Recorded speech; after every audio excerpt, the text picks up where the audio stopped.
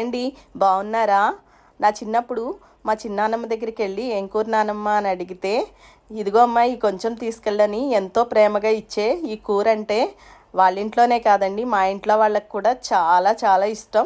వేడి అన్నంలో ఇంకా వేడిగా ఉన్న పప్పుచారు 2 గరిటెలు వేసుకుని ఒక ముద్ద కలిపి ఆ ముద్దలో ఈ కూరని జోడించి నోట్లో అలా పెట్టుకుంటుంటే ఆహా అమోఘం అని అనకమానరండి, తప్పకుండా అనాల్సిందే.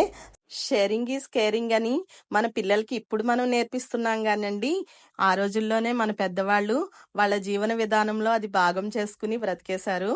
అందుకే ఇలాంటి రుచులు మన జీవితాల్లో స్థిరపడిపోయాయి.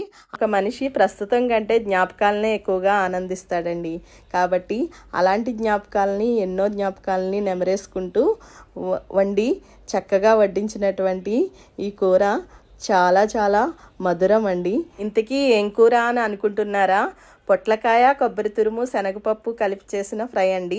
ఇది చారులోకైనా, పప్పు చారులోకైనా, లేకపోతే పప్పు మామిడికాయకైనా పక్కన చక్కగా ఇమిడిపోయే మంచి కూర అండి. పూర్తి వీడియోని చూడాలనుకుంటే మనీ వ్లాగ్స్ ఛానల్లో ఉంది, చూసేసేయండి.